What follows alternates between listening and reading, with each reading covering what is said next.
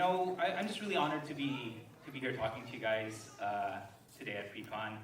For those of you who are new, we do this every year, and it's an opportunity for us to prepare ourselves and get ready for conference. Can I get a show of hands? How many have already registered and are going to conference?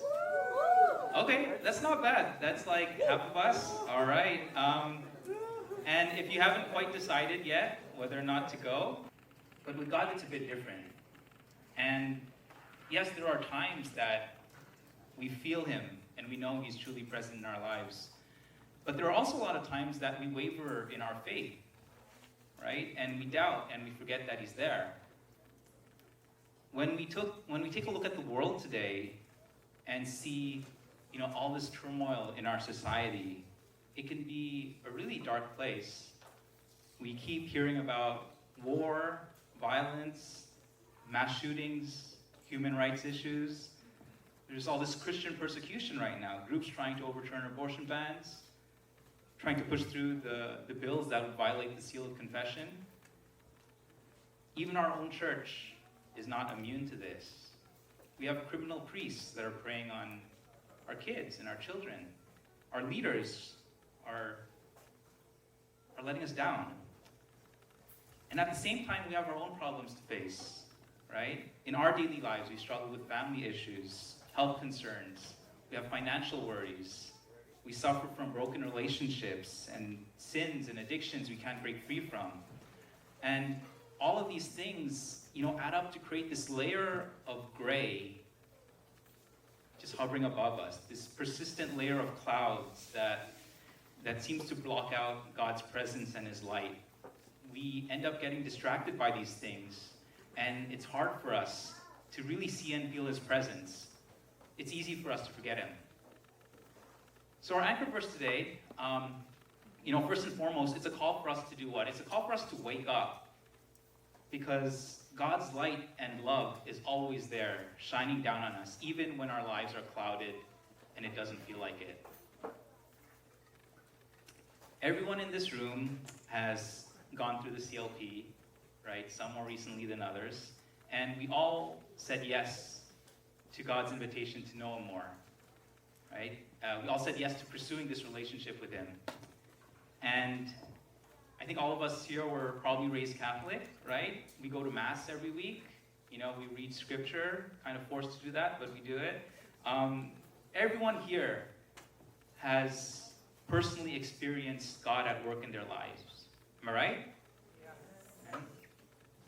So despite all these things, why at the first sign of trouble and hardship in our daily lives, when His light is blocked out for just a little moment, do we forget He's there?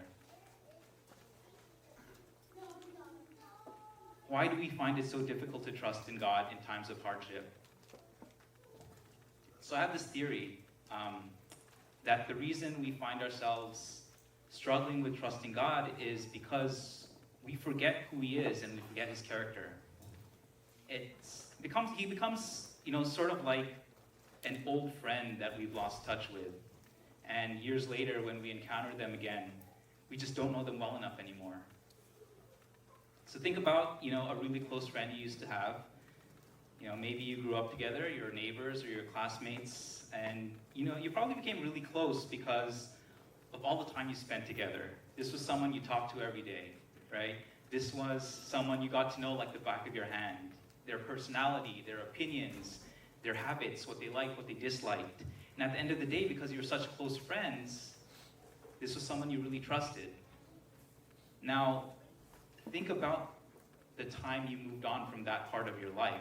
Maybe your family moved away, maybe you graduated and moved schools, and that friend you used to see every day, you didn't see as often anymore.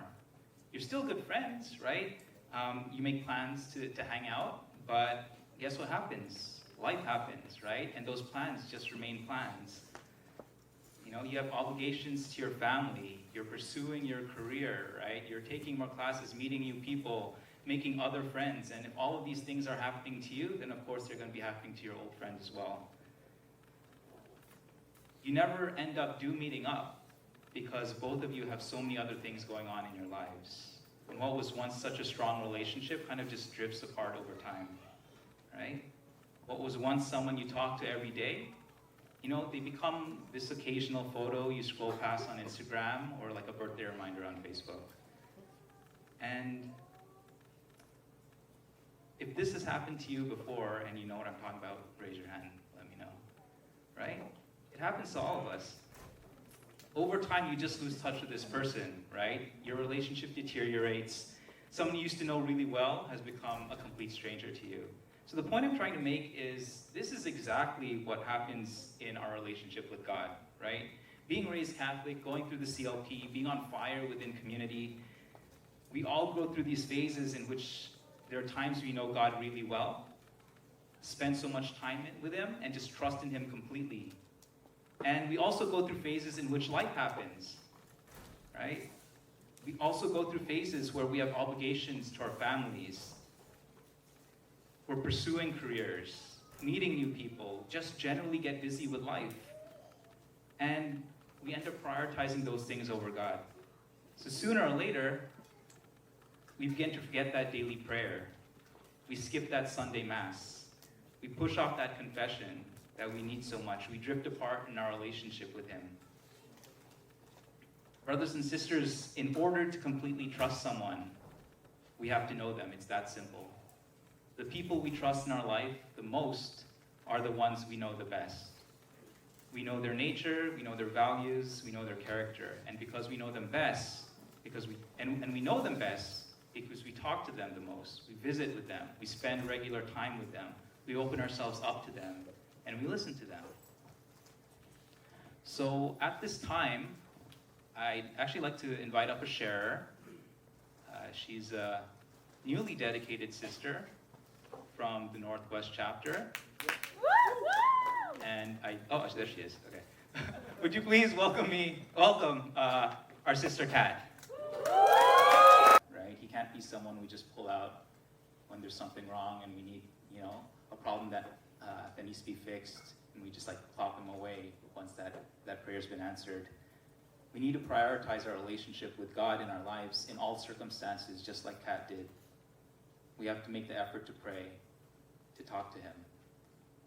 And it's not just mindlessly reciting the same words over and over, right? When we pray to God, we have to have real conversations.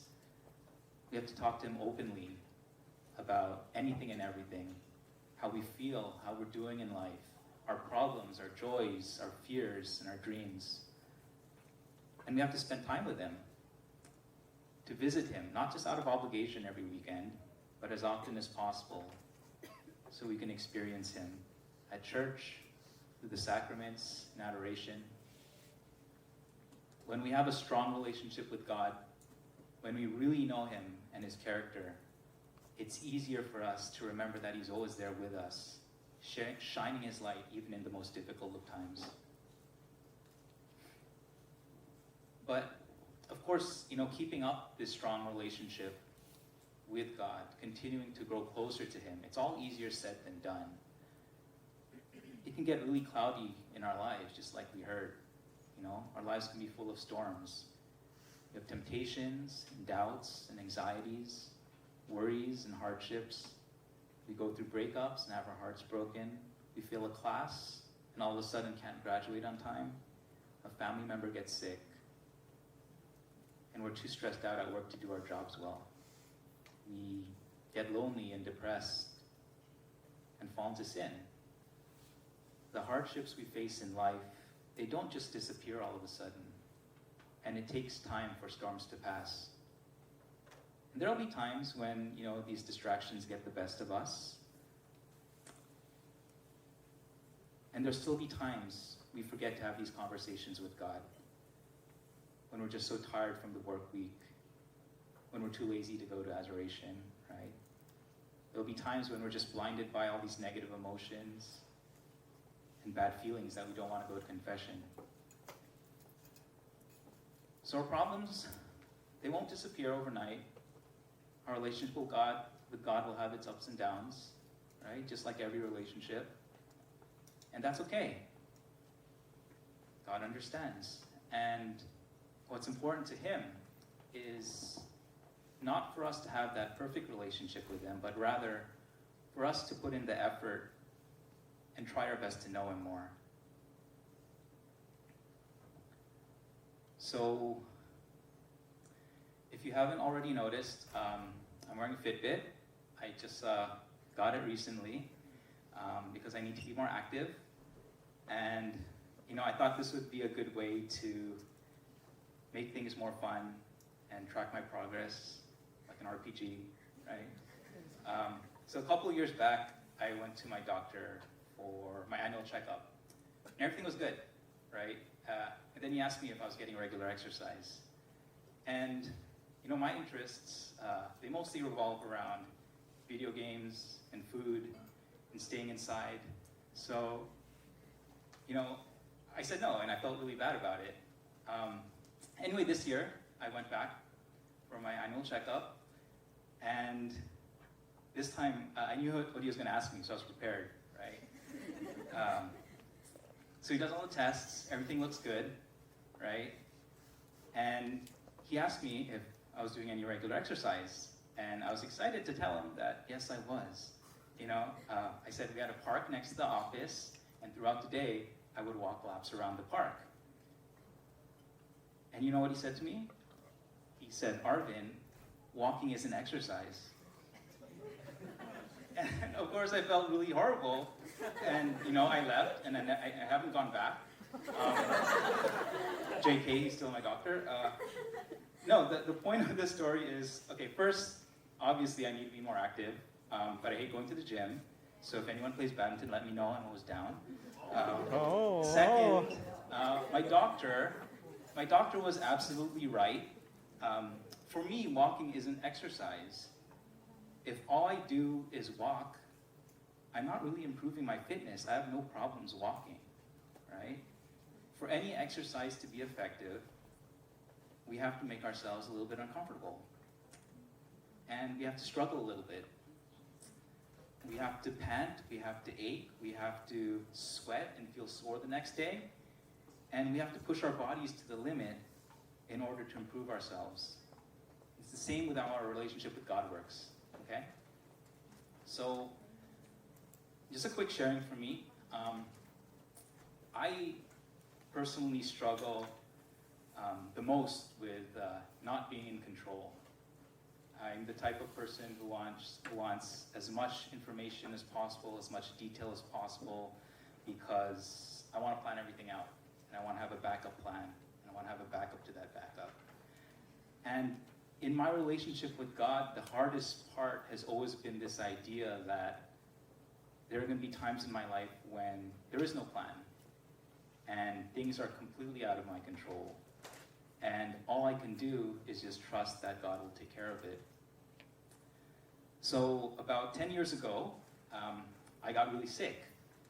I woke up one day feeling just completely nauseous, right? I threw up all day, couldn't eat anything. And I thought I had some bad food poisoning or like a stomach virus or something. But the next day I didn't feel any better. The following day I didn't feel any better. The day after that I didn't feel any better. So I'm pretty worried now, right? And go to urgent care thinking that, okay, well, at least if I go, the doctors will find something serious, like that's where my head goes. But at least I can deal with it at that point, right? I'll be able to know what it is, and I'll be able to plan for it. But after doing all these tests, the doctors didn't find anything, and I get sent home with like some antacids, and like they're just telling me, you probably have some bad acid reflux, and watch what you eat, don't stress out too much. So of course I'm not convinced, right? I've had heartburn before, that wasn't heartburn. I'm barely eating, so it can't be like digestive stuff, right? And I didn't feel stressed, so how could it be because of that? And this feeling kept going and going. I took like a month off of work because I felt so horrible. And I should also mention that I'm a huge hypochondriac. So, of course, having that month off of work, staying home all day, all I could do is end up Googling my symptoms, researching WebMD, right? Which is like the worst decision of my life because all it does is just stress me out even more. I'm convinced I either have cancer or like some exotic disease or my organs are failing. More weeks go by, I'm trying to figure what this thing is out. I go get second and third opinions. I went to see different specialists. I went to like Eastern medicine doctors. I went to see a spiritual healer. And, no one could give me a clear answer about why, I was feeling the way I was feeling, why I was so nauseous. And while all of this was going on, I ended up being really depressed and angry with God. The worst part about it, in my view, was that, I'd be praying to God for healing and especially for some just diagnosis, some answer, right? And just so I could deal with it and I can plan ahead. And that never came along. I never got better. So this went on for a few months. I lost like 30 pounds. And all this time, I'm just really, really stressed. I'm all depressed. I'm feeling angry. I'm feeling hopeless. And I remember one day it all got so bad. There's this perfect storm of just physical symptoms and negative emotions. And I thought, like, well, what if I just killed myself? I don't want to live the rest of my life like this. And I remember right after I had that thought, I had this huge feeling of guilt come over me. I felt so bad that would even cross my mind. Because God had given me so many blessings in my life. He's always provided for me and for my loved ones. And I just felt sorry immediately. So, I went to confession and ended up sharing with the priest, about what I was going through. I confessed being so angry with God, being depressed, feeling hopeless, and, having those suicidal thoughts, and just didn't know what I could do. And, I'm so grateful for going to confession that day because what the priest told me completely changed my outlook. He said that, he didn't know what I was going through or why I was going through it, but to remember that, despite all the anger I had, all the loss of faith I had, God still loved me and he still forgave me. And then he added, even though it felt like there was nothing I could do at that moment, besides trusting in God's plan, there actually was something in my control. And he suggested that just like Jesus offered up his suffering for all of us, I could offer up my suffering, physical and mental, my fear of the unknown, my worry that something was wrong, my lack of control, everything I was going through, I could offer up as a sacrifice for others.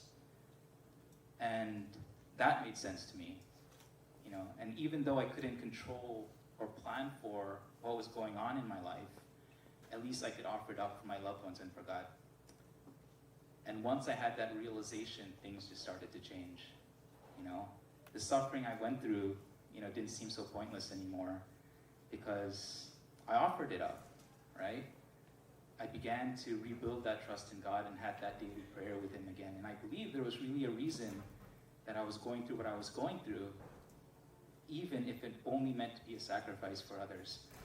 And that helped me because then I was less afraid, right? Then I was less worried and less stressed.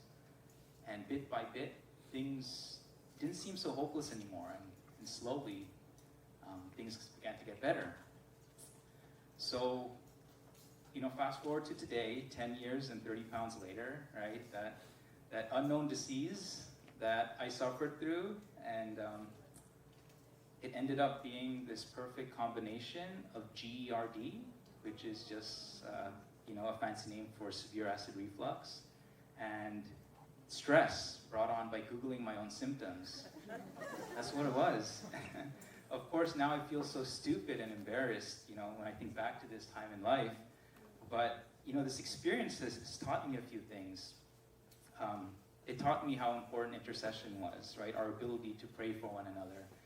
It taught me that there will be times in life where I won't know what's going on, and I won't be able to control the outcome, but how to stay faithful and hopeful in those situations.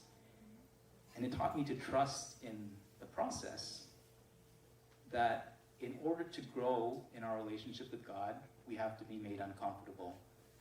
We'll fail and we'll fall, but that's okay as long as we get back up and keep going.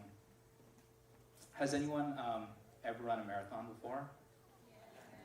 Yeah? I see Alan, one person, two. Oh, Christine, you did? Nice. Kara and Mark. Randy. And Randy. Cool. So, how did you guys prepare for that? Did you like show up the day of and run it no problem? No? What did you have to do? Train. Weekly training. You had to run for a long, long time. Maybe when you first started out, you could only run 3 miles before collapsing on the side of the road. Then a week later, it's 5 miles. Then a week after that, it becomes 6, then 9, then 15, until finally you can do the whole thing. When we're faced with all these distractions in our life, all these discouragements, all these problems, can we commit ourselves to praying those extra 5 minutes a day, right? To have that conversation with God and to keep our relationship strong. In situations of temptation, can we remove ourselves before falling into the same sins and addictions? When we're tired or feeling lazy after a long day of work, can we force ourselves to go to household? When we're feeling depressed and hopeless and can't see God in our lives, can we hope and trust in Him even more? And, all of this will be really hard at first because growth and improvement is hard. Again, we're going to fail, and that's okay, right? For God, it's less about the results. He cares more about the effort we put in. And whenever we fall, let's just pick ourselves back up, dust ourselves off, and continue to push ourselves a little bit further and further each time in order to grow our relationship with God. When I reflect on, the experience I had 10 years ago, the other truly important realization that I had was that in every moment in our lives, we're called to be a light for others. Okay? In our anchor verse, right, we're not just called to arise, but also to shine. Okay? Just as God shines His light down on us, we have to stand up and let that light shine and radiate through us to others. God's peace and His blessings and His love shines down on us, and in turn, we're called to share those through our service, by being a witness, by being an example for everyone we encounter as well. Why is this important? That's the whole point. Hello? No? Time's up. All right. Good afternoon, guys. No? Can you guys hear me? Yeah, okay. No mic. So, oh, new mic. It's a miracle. A pre-con miracle. Where was I? Why is this important?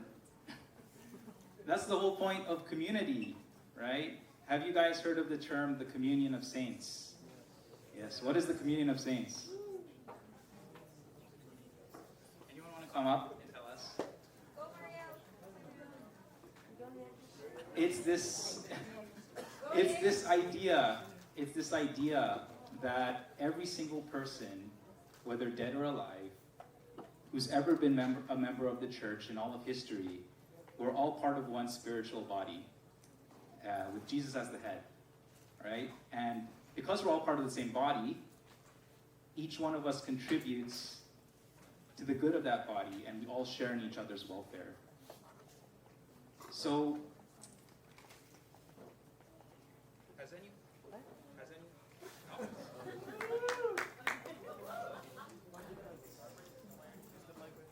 has anyone been to the cathedral downtown? Yes.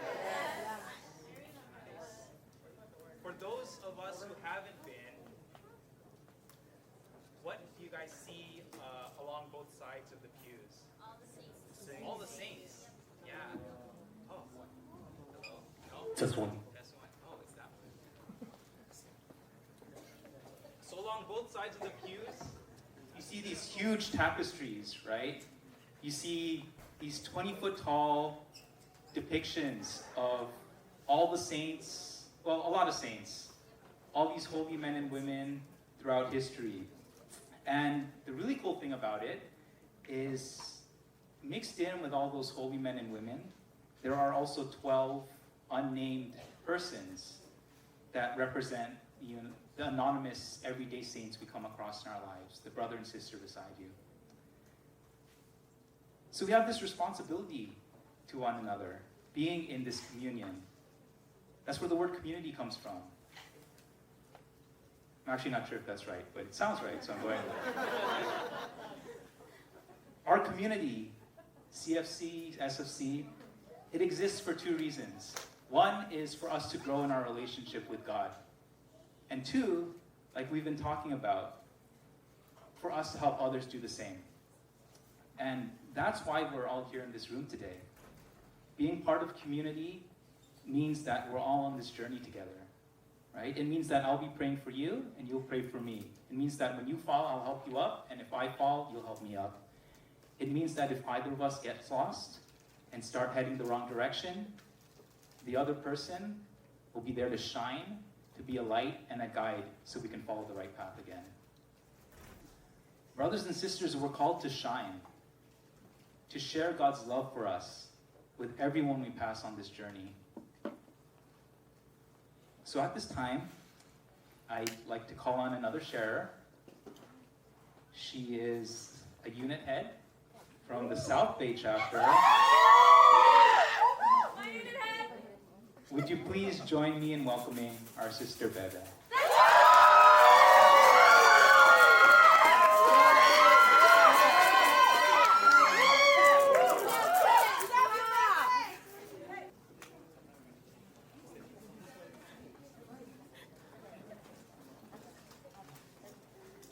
So, thank you again, Bebe, for sharing and being a light for all the brothers and sisters here, and especially in South Bay.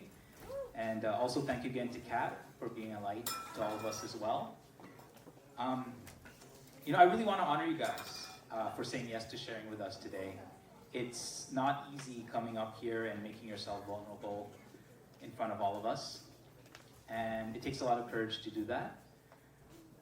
And we can see how much you guys, really trust and hope in God, especially in those difficult times. So thank you for being our examples. SFC, if you ever get asked to share and get a chance to do it, I hope you say yes. It's important we say yes to sharing, because when we share about God's goodness in our own lives, we are being His witnesses. When we share, we stand up, we arise, and proclaim His goodness.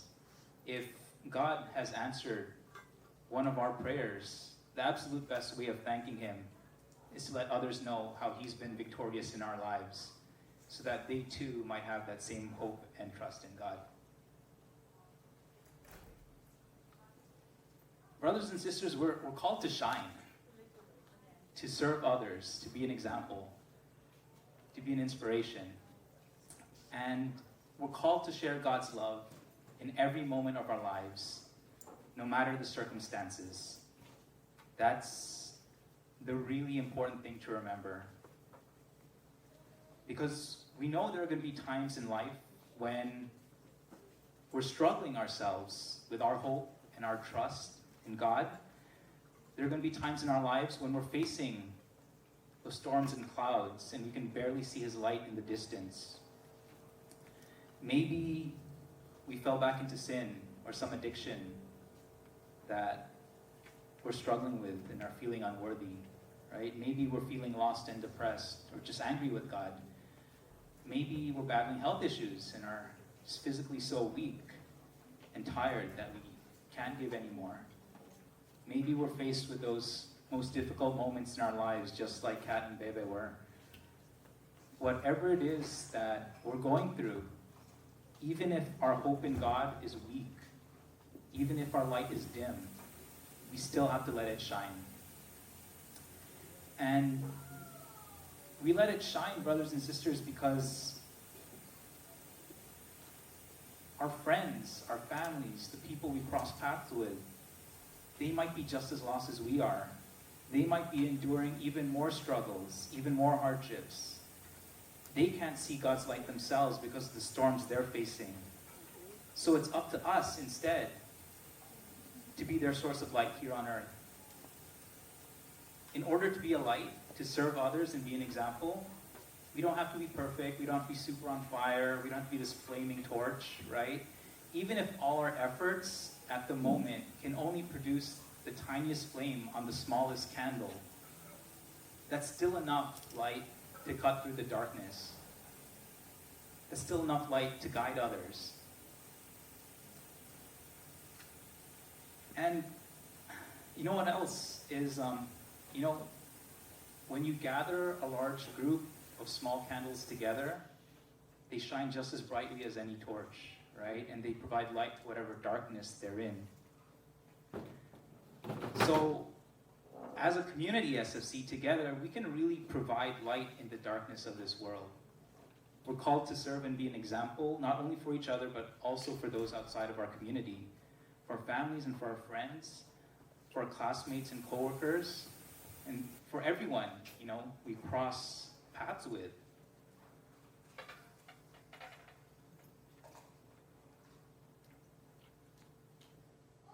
Our anchor verse today is, "Arise, shine, for your light has come, and the glory of the Lord has risen upon you." Brothers and sisters, God's light, His goodness is shining down on us today and has been shining down on us throughout our entire lives. It's only with His light that we can navigate those dark, difficult moments we face. We all experience storms in our lives, and maybe we don't see God as clearly during those times, but we absolutely have to remember that even if we don't see His presence, it doesn't mean He's not there. His light and His love, we all know it's ever present. It's just past those dark clouds. We struggle because we forget, but it doesn't have to be that way, right?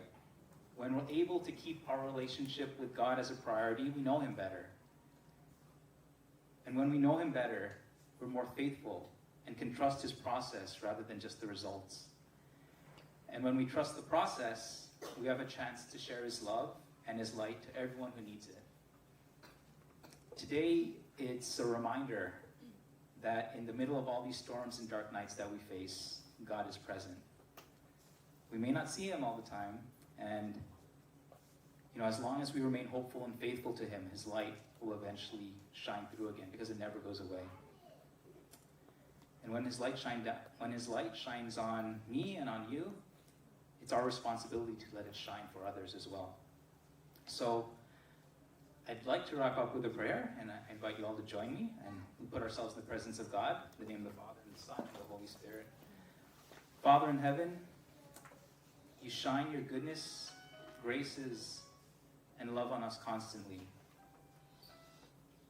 We ask you, Lord, to grant us the faith, obedience, and trust we need to hope in you, even during the darkest moments of our lives. Give us the grace, Lord, to get back up whenever we fall, and the confidence knowing that you're always there to welcome us back with open arms. Let these be learning moments for us, Lord, so that step by step, we learn to persevere in our pursuit of you. And lastly, Lord, help us each be a constant source of light to one another, to serve and inspire and guide our brothers and sisters, our loved ones, our families and friends, all those you put in our lives back to you. All this we pray in your Son's mighty name, as we say, glory be to the Father, and the Son, and the Holy Spirit, as it was in the beginning, is now, and ever shall be, world without end. Amen. In the Father, and the Son, and the Holy Spirit. Amen.